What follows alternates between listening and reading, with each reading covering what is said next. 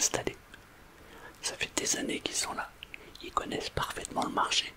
Ils savent exactement dans quelle tendance le marché va aller. Parfois, il leur arrive même de tendre l'oreille et d'avoir des informations que tu n'auras jamais. Oui, bien sûr, bien sûr. Tu peux gagner ta vie, bien sûr. Mais il faut pas que tu rêves. Sans travail, tu n'y arriveras jamais. Tu sais, le trading, c'est exactement comme dans la vie normale en fait, tu vois. Tu peux pas être boulanger comme ça en claquant du doigt. Il te faut une formation, t'es d'accord? Alors si tu t'imagines être riche juste comme ça en claquant du doigt, à mon avis tu rêves. Oui, non mais bien sûr, ça arrive, ça arrive. Bah il y a pas longtemps, là, il y a un jeune, je sais plus quelle nationalité, je crois que c'est un américain ou un allemand, je me rappelle plus. Il a investi avec un groupe. Et je veux pas dire de bêtises, mais je crois qu'ils ont fait les 100 millions de dollars de bénéfices. Mais c'est comme pour tout. Tu vois, dans une équipe de foot, quand les jeunes veulent rentrer dans un club professionnel, il y en a 100 qui veulent rentrer. Il y en a un qui va rentrer. Et parmi tous ceux qui sont rentrés, t'en as un qui va être une star. Le reste, ils vont galérer. C'est la même chose pour tout le monde. Tu vois, là où je suis, il y a 4 boulangeries. Il y en a une qui cartonne. Et puis les 3 autres, elles vivotent. Et ben dans le trading, c'est la même chose. Mais si tu te formes pas, tu n'y arriveras pas. Arrête de rêver.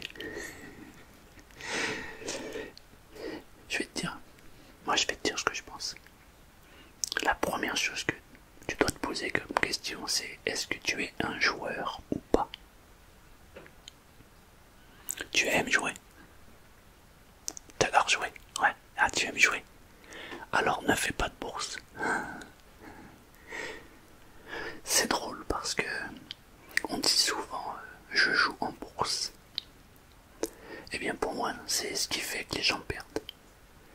Parce que contrairement à ce qu'on peut croire, ce n'est pas un jeu. Enfin, c'est comme ça que je le vois. Si pour toi investir de l'argent, c'est te dire je vais jouer avec ça, pas grand bien d'en face. Je le vois pas comme ça moi. Pour moi c'est pas un jeu. Donc je ne joue pas en bourse. Non, j'investis. Je travaille le sujet. Mais je ne fais pas. Je vais pas poser un billet comme ça en me disant allez je vais jouer à pile ou face. Si c'est ça, t'inquiète, la banque elle est toujours gagnante. C'est comme au casino, il y a un gagnant tout le temps. C'est le casino. Effectivement, il y a quelques gagnants de temps en temps au casino. Mais la plupart du temps, c'est le casino qui ramasse. Et ben là, dans le trading, c'est la même chose. Alors, va te former. Comprends comment ça marche. Amuse-toi avec du faux argent. Et quand tu verras que tu seras bien, bah peut-être que là, tu pourras commencer à investir ton argent. Non, non, non, non, non, non, non. Je te promets, tu te prends dans la tête là. Ouais. Mais tu sais, ça monte très vite, mais ça descend aussi très vite. Tu sais ce que c'est qu'une mèche déjà? Tu me fais rire. Une mèche, tu vois, c'est quand t'as... Bah tiens, peut-être que t'en as derrière, pour que tu regardes mieux. C'est quand t'as une montée. Et après, bon, t'as une montée fulgurante. On appelle ça la mèche en haut. Mais parfois, tu vois, t'es dans une phase de descente. Et puis bah t'as une montée tout d'un coup. Et ben, cette mèche va ramasser l'argent de tous ceux qui ont mis un stop loss. Tu sais ce que c'est qu'un stop loss? Non. Bah. Ah mais toi t'es trop. Toi t'es vraiment trop là. Tu veux être millionnaire sans faire un minimum d'investissement ou minimum intellectuel. T'exagères, hein, vraiment. Alors t'as 2 choses à connaître. Tu as le take profit. C'est quand par exemple tu vas investir une somme et tu vas te dire je vais sortir de cet investissement dès que j'ai touché ce que je veux toucher. Par exemple, tu peux mettre un take profit à 10%, 15%, 20%, 30%, 50%. Mais tu as l'inverse. Le profit, c'est bien, mais parfois tu as la descente. Et parfois la descente, elle est vertigineuse. Alors tu dois mettre ce qu'on appelle un stop loss. Tu investis une certaine somme au point A, mais tu sais que en dessous ça peut descendre. Alors tu dois déterminer un pourcentage de perte. Il faut que tu fasses attention parce que la descente peut arriver très vite. Donc avant de prendre position, je t'invite à prendre un stop loss dès le départ, avant même de rentrer. Parce qu'il peut arriver que tu rentres en position et au moment où tu es entré en position, bam, le marché est en train de tomber. Dommage, tu as perdu ton capital. Et oui, ça va très très vite. Donc, tu dois déterminer un stop loss. Et ce stop loss, il doit être autour de 2, 3, maxi 5% si tu penses que ça peut redescendre plus bas et remonter. Mais attention, parce que si à chaque fois tu tapes ton stop loss, tu perds à chaque fois 2, 3, 5%. Donc ça va très très vite aussi. Exactement. Mais pour limiter la casse, il faut comprendre le marché. Le marché, il évolue en montant et en descendant tout le temps, tout le temps, tout le temps, tout le temps. Parce qu'il a besoin de la liquidité pour pouvoir avancer.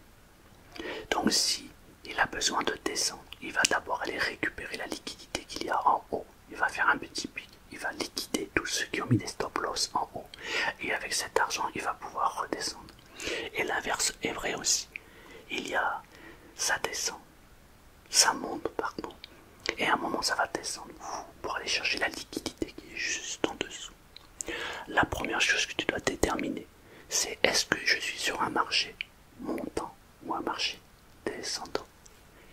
Mais attention, il y a des subtilités. Oh, je suis en train de t'expliquer comment ça marche. C'est pas ce que tu m'as demandé, si. Si. Bon. Il faut que tu regardes en unité de temps. La première chose, c'est de regarder le graphique en jour. Parce que en jour, tu vas pouvoir, si tu es en phase montante, en phase descendante, ou alors si tu es dans un range. Tu sais ce que c'est qu'un range? Non. T'exagères. Il faut que tu expliques tout. Ça s'appelle, en fait, c'est une accumulation. C'est-à-dire qu'à un moment donné, ça va monter, mais ça va s'essouffler. Donc ça va faire ça va rester en surplace comme ça. Hop, ça va redescendre un peu pour aller chercher la liquidité et ça va remonter. Ou alors t'as l'inverse. Ça descend, ça va stagner un peu, ça va monter un peu, récupérer la liquidité et ça va redescendre. Ok? Donc il faut que tu saches qu'il y a des accumulations, ça s'appelle une accumulation. Et du coup, il faut savoir donc si tu es en phase montante ou en phase descendante. C'est la première chose que tu dois regarder. Au jour. Ensuite, tu vas passer à 4 heures et tu regardes si sur les 4 heures tu es en phase montante ou en phase descendante. Parce que parfois, même souvent, à la journée tu es en phase descendante. Aux 4 heures en général ça suit à peu près, mais ça peut être faux. Tu peux monter en 4 heures alors qu'à la journée tu es en descente. Et ensuite tu dois te décomposer sur les 15 minutes. Et si tu veux vraiment raffiner, tu passes à 5 minutes, voire 1 minute. 1 minute, c'est plus pour les scalpers. Un scalper, c'est quoi? Faut que je fasse vraiment ton éducation. Un scalper, c'est quelqu'un qui scalpe, c'est-à-dire il rentre, il sort, il rentre, il sort, il rentre, il sort, il rentre, il sort. En général, il est fixé sur son ordinateur et il ne fait que ça. Donc il est hyper attentif et il rentre à telle position, il ressort à telle position. Il fait ce qu'on appelle du scalping. Ça, c'est quand même pour les types qui sont aguerris. Je te le conseille pas. Il faut d'abord que de toute façon, il ne faut absolument pas que tu investisses pour le moment. Parce que pour investir, encore une fois je te l'ai dit, ce n'est pas un jeu, c'est un investissement. Donc avant de faire quoi que ce soit, essaie de comprendre le marché. Déjà les mots techniques. Qu'est-ce que c'est qu'un bear market, par exemple? Tu vois, il y a plein de mots techniques qu'il faut que tu comprennes, parce que si tu les comprends pas, bah tu vas rien comprendre, hein, finalement. Oui, bah le bear market c'est quand ça descend, et t'as le bull market, c'est quand ça monte. Tu vois, il y a toujours une histoire de montée, de descente, tout le temps, tout le temps, tout le temps, tout le temps, tout le temps. Oui, bien sûr, bien sûr, bien sûr. Bah, en fait, c'est même le piège, hein. Le piège sont ce qu'on appelle les institutionnels.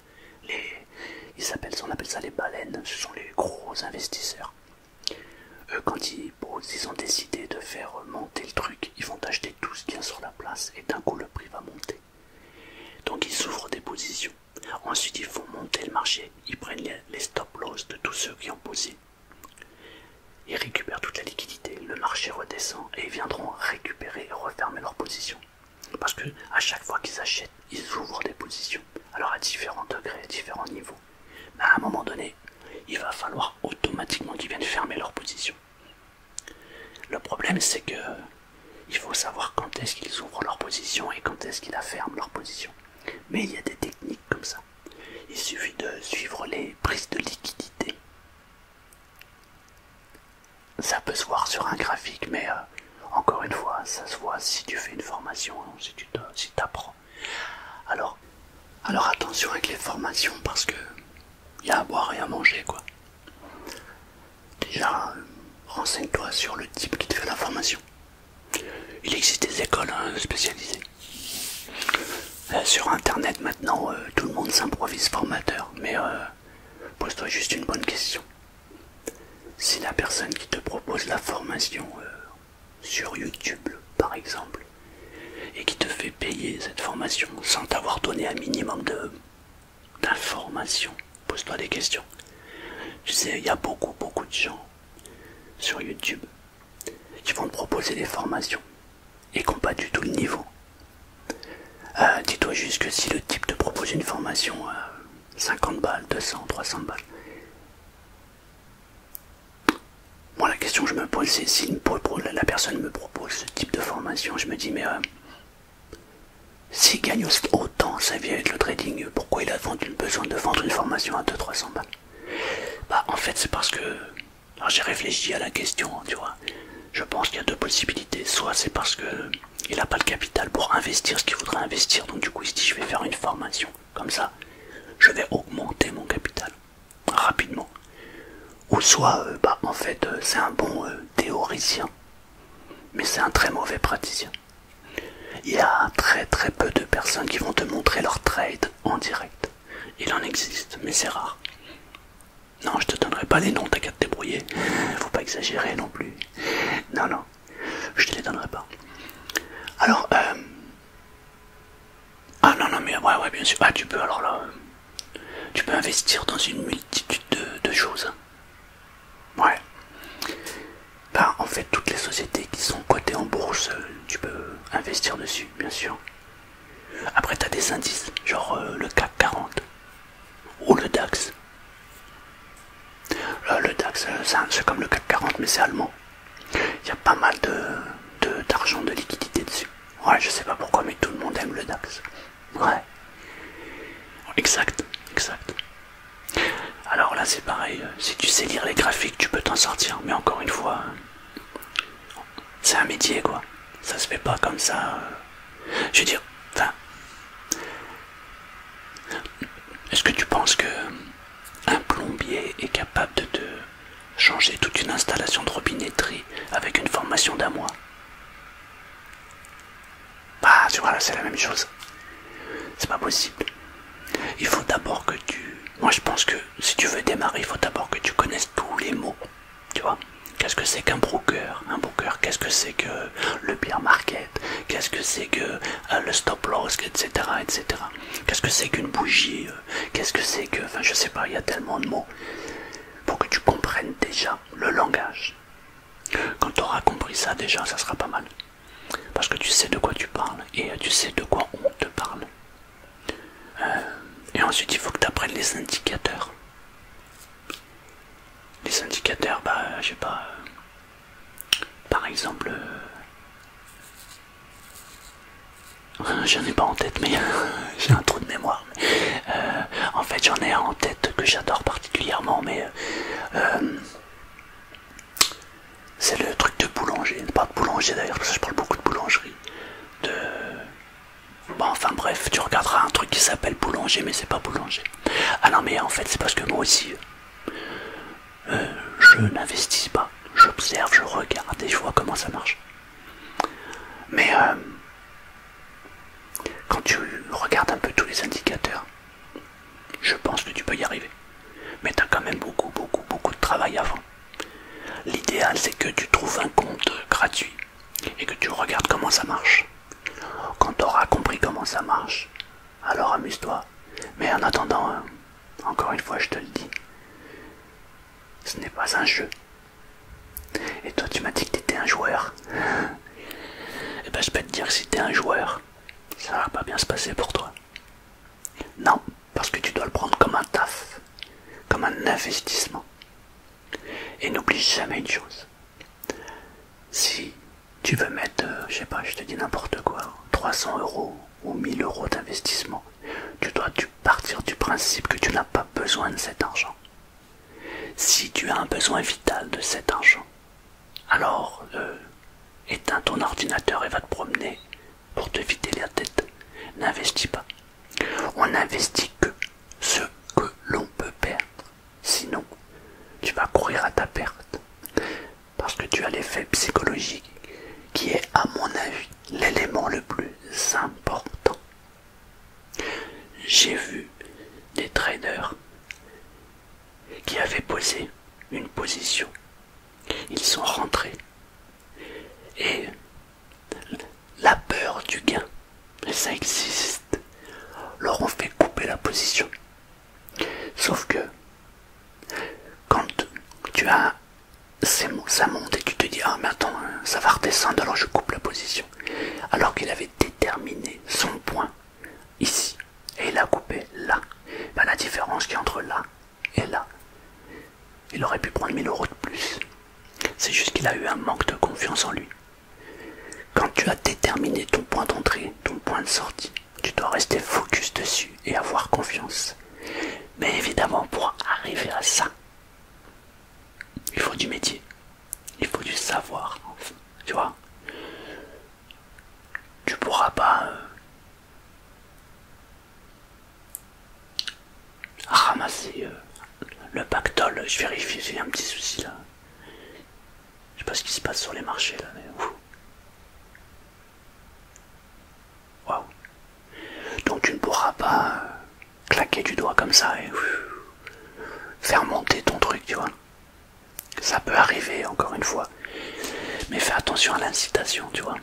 On te fait croire que tu peux y arriver, tu prends la confiance et bang, tu te prends une claque. Tu comprends? Non, non, c'est pas de la sagesse, c'est du réalisme.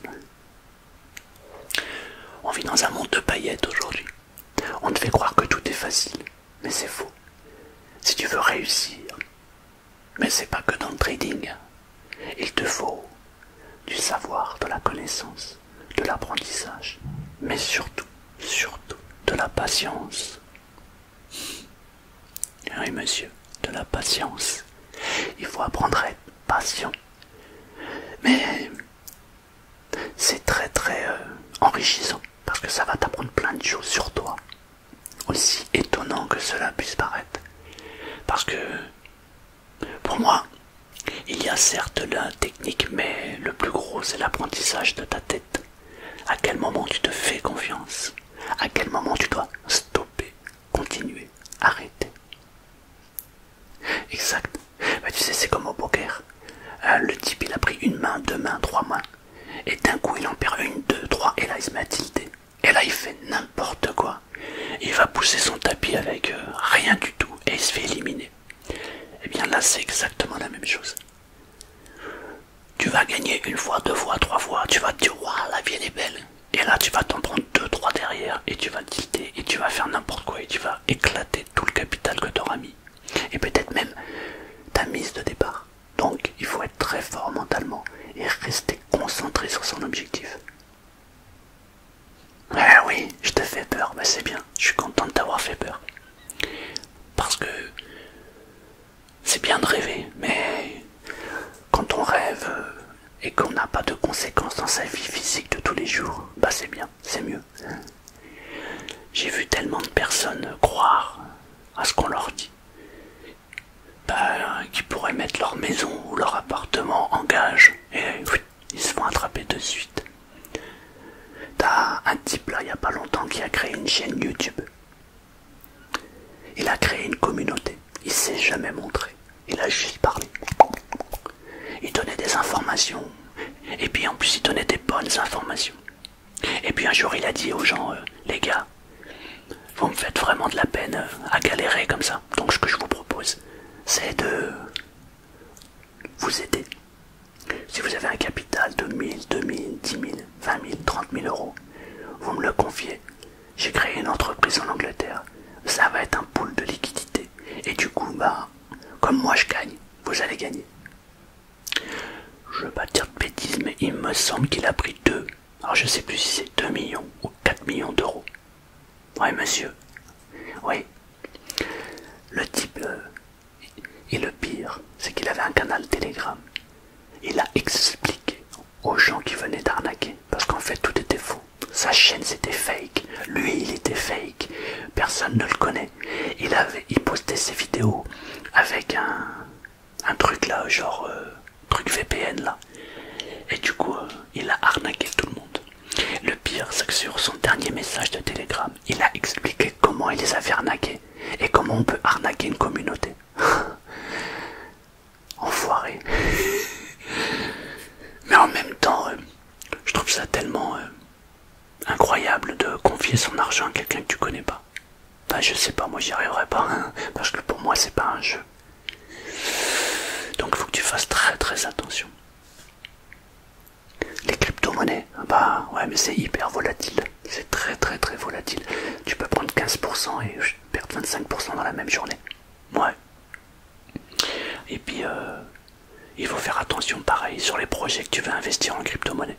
Parce qu'il y a pas mal de ce qu'on appelle des Ponzi. Truc pyramidal en fait. On ameute et boum, ça se casse la gueule. Donc il faut que tu fasses très très attention.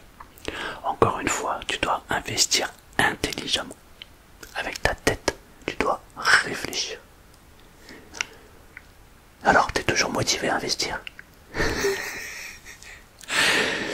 Eh oui, c'est compliqué, bien sûr. Mais alors? Eh oui, c'est du travail, exactement. Mais après, encore une fois, si tu prends la fibre et que tu te passionnes, c'est passionnant parce que tu vas travailler sur toi. Et c'est ça qui est bien. Tu m'excuses, mais j'ai des investissements à faire, moi. Hein. J'espère que... Ça va, je t'ai bien renseigné. Super. Bon, merci, je m'excuse, mais là, il faut vraiment que je fasse mes investissements, sinon je vais perdre la clôture. Ouais. À plus. À plus. Ciao, ciao. Ciao, ciao.